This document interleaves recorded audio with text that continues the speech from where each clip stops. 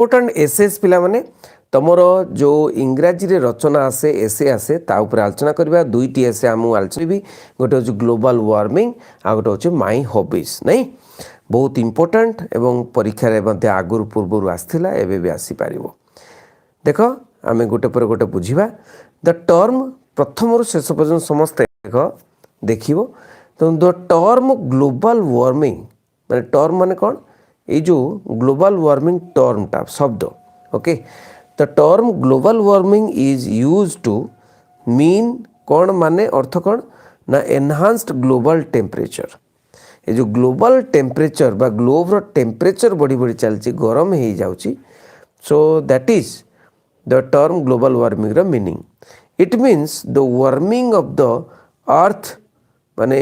पृथ्वी जो गरम टा बढ़ुची वार्मिंग माने गरम बढ़िबा warming of the earth due to natural force प्राकृतिक force द्वारा the gas that absorb infrared radiation emitted from the earth okay and warms the atmosphere the gas जो गैस की कौन ऑब्जर्व जो गैस की ओके तो रेडिएशन तैयारी करे रेडिएशन ओके से रेडिएशन ही आम पाई खतरनाक radiation emitted from the earth रू ओके पृथ्वी रू रेडिएशन बाहरुची एंड वर्म्स द एटमॉस्फेयर को गरम करुची is term the greenhouse gas एटा कहते कौन ग्रीन हाउस गैस नहीं कि ग्रीन हाउस गैस माने से जो गरम गुड़िक आसिक ट्राप हो जाउची किंतु आउ बाहर को जाई पारुनी नहीं कि बाहर को जाई पारुनी ठीक है the warming of the atmosphere जो गरम हो जाउची induced by greenhouse gas is called greenhouse effect तो केते गुडा ग्रीन हाउस गैस द्वारा एटमॉस्फेयर जो गरम हो जाउची सेति पय ताको ग्रीन हाउस इफेक्ट मध्य कुआ जाए ठीक अछि नेक्स्ट देखो the gases like cone gas ताले लिखिबो gases like carbon dioxide, methane, nitrous oxide, water vapor, माने तापरे ओजन एंड क्लोरोफ्लोरोकार्बन्स ओके इति की गैस जोड़ा कि गरम सृष्टि करती they are known as greenhouse gases it is expected that by the year 2020 तो हो गलानी केते बळू okay the earth temperature would increase by about 2 degree Celsius already बढ़ी गलानी माने अर्थ टेम्परेचर अच्छा अर्थ माने कौन पृथ्वी global temperature recorded in the late 1980s global temperature जो रिकॉर्ड होता okay repeatedly broke earlier records वर्तमान रिपीटेडली ताहा भांगुची माने अर्लियर रिकॉर्ड्स को नहीं तो अर्लियर रिकॉर्ड सब भांगी दोची the proportion of carbon dioxide जेति की प्रोपोर्शन अच्छी in the atmosphere was found increasing from 280 parts per million okay per million 280 parts per million to 365 okay 365 ppm in 1990s by the beginning of the 21st century माने 21st century human induced warming of the earth has emerged as the most serious threat कौन ना एटा होची most serious threat Kota ना by the beginning of the 21st century beginning रे human induced warming of the earth ये जो पृथ्वी गरम होची बारंबार has emerged the most serious threat to socio environmental state बहुत सीरियस माने आक्रमण हवा को जाउची बहुत सीरियस भय हवा को चाहूँगी to the social invigilators okay sorry environment social environmental state that would affect every aspect of human life all over the world ठीक अच्छे तेणु ये जो environmental state and would affect माने ये जो गरमटा एफेक्ट प्रभाव पकेब every aspect of human life मनुष्यर सबू जीवन पूरा ऑल ओवर द वर्ल्ड सेटा प्रभाव पकेब developed as well as developing. Okay. Next देखिबा some of the serious consequences of global warming pointed out by scientists sound alarming, not yet realized by the common people. तो some of the serious consequences, consequence माने कौन ना फलाफल नहीं कि consequence माने फलाफल. Global warming रो serious consequences बा result होची कौन तो warming pointed out by scientists sound alarming but not yet realized by the common people. These include more intense tropical cyclones. Okay, तेणु एटा कौन ना बहुत गुड़े साइक्लोन अवस्था दे इंक्लूड दिस इंक्लूड नहीं alarm but not yet realized by the common people. तो कौन हम ना एइथि कौन होची ना this include more intense tropical cyclones. More intense माने बहुत गरम हो तो more intense tropical cyclones and stronger hurricanes. Okay, hurricanes हुए जो ट्रॉपिकल साइक्लोन माने मोर माने ट्रॉपिकल साइक्लोन माने बात्या. ओके, स्ट्रॉन्गर हरिकेन मध्ये गोटे बात्या. राइज इन सी लेवल आउ कौन हो राइज इन सी लेवल समुद्रर माने से जो आसला जमती समुद्रर कौन levels rise in sea levels समुद्रर जो लेवलटा बढ़ीज. ठीक अच्छे, पानी माड़ीज बढ़ीज. And destruction of coastal trees coastal रे जो ट्रीज अच्छी गछ अच्छी ताको डिस्ट्रॉय करिवो नाही. ओके, एंड ताको डिस्ट्रॉय हो जिवो. ताले कौन कौन इफेक्ट आमे देखिले कॉन्सिक्वेंस फलाफल ट्रॉपिकल साइक्लोन हो परिवो हेबो स्ट्रॉन्गर हरिकेन सब हरिकेन मध्ये गोटे साइक्लोन भलिया. ओके, तेणु आ कौन राइज इन सी लेवल समुद्रर जो लेवलटा बढ़ीज पानीर लेवलटा. And destruction of coastal trees coast जो गछ गुड़िक अच्छे से मरी जाती. Warming of seas and erosion of coast. Okay, inundation of shoreline. Okay, warming of seas माने समुद्र गरम हो जाउची. इरोजन ऑफ कोस्ट कोस्ट भांगी जाउची सी कोस्ट समुद्र coast. Okay, inundation of shoreline, salt water intrusion into groundwater and deterioration in marine spaces. माने कितने प्रभाव पकोच देखो नहीं salt water intrusion into groundwater. Okay, salt water ground water संगे मिसी जीवो. and deterioration in marine species. marine species जो पानी भितर अच्छा से species मानको पाई भी विपद इनको सब. ओके, तेणु besides more flood and more drought तेणु आम कहीं आशा करवा मोर फ्लड और more drought. Increase in infectious disease infection disease through increase in rainfall in some places and drought in some places. Okay, thereby imbalancing our ecosystem migration आमर सब imbalance हो जाउची कौन कौन ecosystem migration and water shortage. ठीक अच्छे, and contamination of water. तो increase in heart related facilities and increase in air pollutants and allergies. तो तापर कौन होची ना ता फल रे आमे जो देखिलु ग्लोबल वार्मिंग फल रे तो कौन होची ना हीट रिलेटेड फाटालिटीज. हीट रे बहुत लोक मरी जाउछन बहुत गरम होची. And increase in air pollutant मध्य बढ़ुचंती. ठीक अच्छे, to hold the rate of global warming in check तो radical changes in lifestyle is essential. तेणु ग्लोबल वार्मिंग को कमेवा कौन करा दरकार lifestyle. Okay, lifestyle should be changed. This is not possible in the absence of collective will. Okay, and political commitment. So this is not possible in the absence of collective will and political commitment.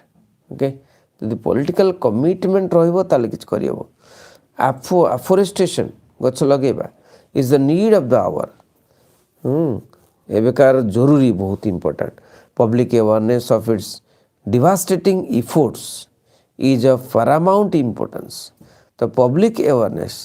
Okay public awareness माने लोक मान को जागरण करवा of its devastating efforts माने कौन कौन खराब प्रभाव पड़ो बोली is of paramount importance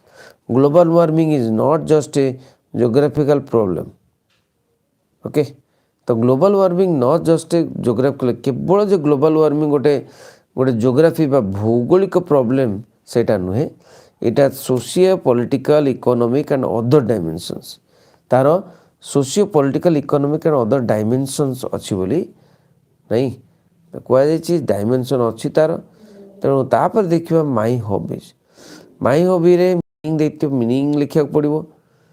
typing लिखा पड़ो माई हॉबीज बेनिफिट्स कंक्लूजन ठीक अच्छे तो माई हॉबी उपरे आमे देखिबा a hobby gives us pleasure ए हॉबीटा कौन दिए हमको प्लेजर बा आनंद दिए नहीं कि pleasure for we do it for the love of the work नहीं आमे यहाँ करूँ कौन काम को भल पाए and not under compulsion to earn तेणु गोटे बाध्यबाधकतार आमे कौन करूँ and not under compulsion to earth कौन सी कंपल्सन आमे ना thus it is more fulfilling and gives us more satisfaction and joy कोटा हॉबीटा कौन करिवो ना it is more fulfilling okay and gives us more satisfaction and joy बहुत आनंद दिए hobby my favourite hobby is reading है तापर आसीगला मोर फेवरेट हॉबी होची रीडिंग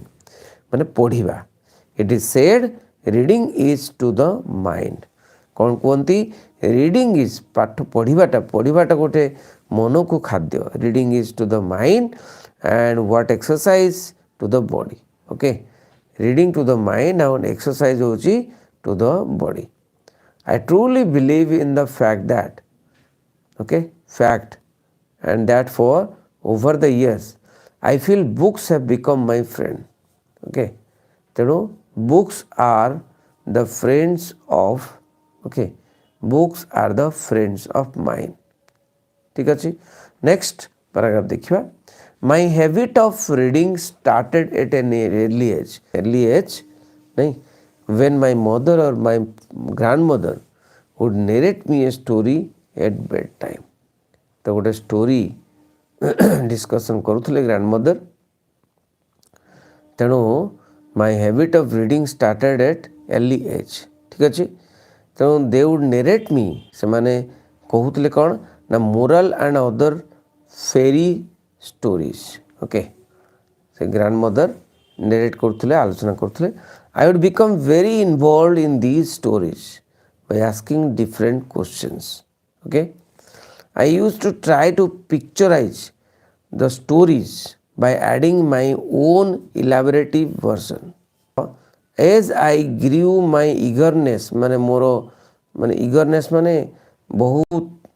माने इच्छा करिबा eagerness. I grew my eagerness and curiosity. Okay, was only increasing. ये जो बही पढ़ा द्वारा रीडिंग करने द्वारा मोर इगरनेस माने इच्छा एवं क्यूरोसिटी बढ़ी जाऊला नहीं कि and making me realize that मत रियलाइज अनुभव कर दूसरा that there are many more towns to be build बहुत गुड़े सहर तैयारी हवा दरकार many more scenes that needs a new shape of my imagination तेणु बहुत गुड़े सीन मो मन भितर बढ़ी बही पढ़ले तो निश्चय कल्पना शक्ति बढ़ो that is how I field this passion for reading even more आहुरी मध्य मु कौन कली जमीती कि पेट्रोल पकाते से भाया आहुरी मत इंस्पिरेशन देला मोटिवेशन देला तेणु मु आहुरी पढ़िली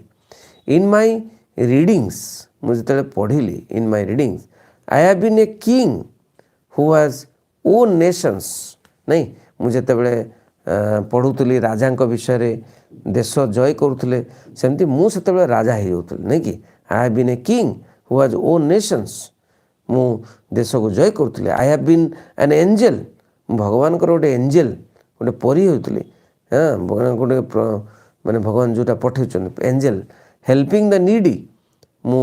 दरकारी मान को हेल्प करिया पई I have wandered places in search of the treasure मु बहुत बुली बुली करी कौन प्लेसेस गुड़िक देखिली माने से बही पढ़ा सांगरे से कल्पना करुछु नहीं कि तो in search of treasure and I have also shed tears मु मध्य कौन लुह बोहिली being a forgotten beloved okay forgotten beloved तेणु थ्रू माय रीडिंग्स मु एते पढ़िली आई हैव ट्रैवल्ड पढ़ी पढ़ी कर ट्रैवल करते the farthest of the universe बहुत यूनिवर्स पूरा बहुत दूर को चली जाए जिते बही पढ़े have met millions of aliens okay millions of एटा मिलियंस ऑफ एलियंस एलियन माने अलग ग्रह जो मैंने आसता सहित मु भेटी से भाया लगुए आई लाइक रीडिंग बुक्स मु बहुत बही पढ़ा को भल लगे but my reading is not limited to any particular genre एमती पर्टिकुलर कौन सी बही मु पढ़ेनी सब पढ़े okay I like reading everything like Shakespeare भाया जॉन मिल्टन को भाया Jane Austen mythological books Rabindranath Tagore and contemporary genre too like that of Chetan Bhagat Paulo Coelho and Arundhati Roy तेणु मु सब कहार बही पढ़े okay Shakespeare John Milton Jane Austen mythological books एगुड़िक सब पढ़े ओके एंड मु मध्य लाइक करे क्या ना चेतन Bhagat Paulo Coelho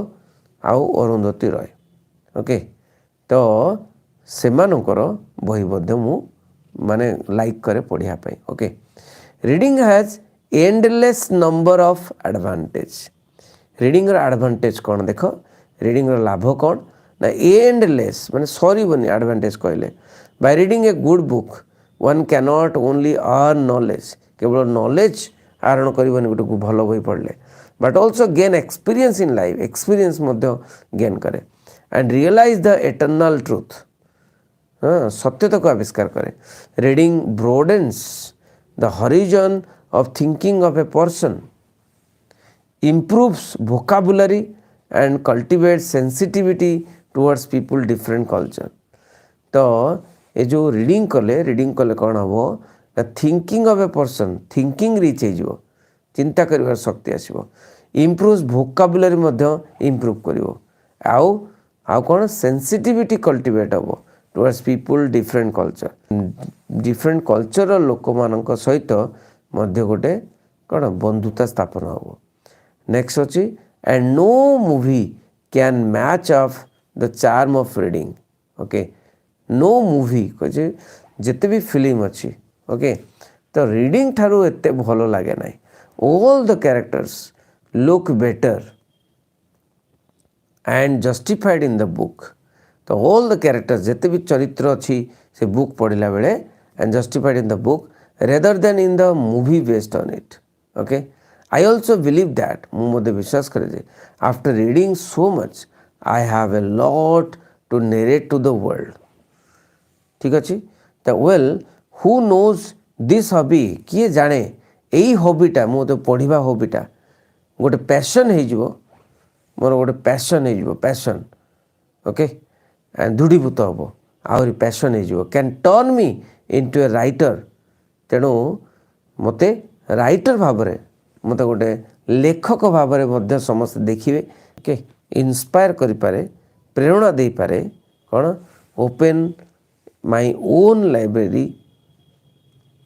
open on my own library माने मु निजर लाइब्रेरीटा को खोलिबी निजर लाइब्रेरीटा खोलिबी जो बही पढ़ी पढ़ी गोटे राइटर तो समडे गोटे दिन मु निश्चय गोटे लाइब्रेरी खोलिबी लाइब्रेरी बहुत बही थाए लाइब्रेरी गोटे खोलिबी तेणु ये भाव में दुईटी आम जानिले से तेणु माई हॉबीज एंड यहाँ कौन ग्लोबल वार्मिंग ठीक अच्छे समस्त शेयर करें भूलनी thank you very much Vande Utkal Janani.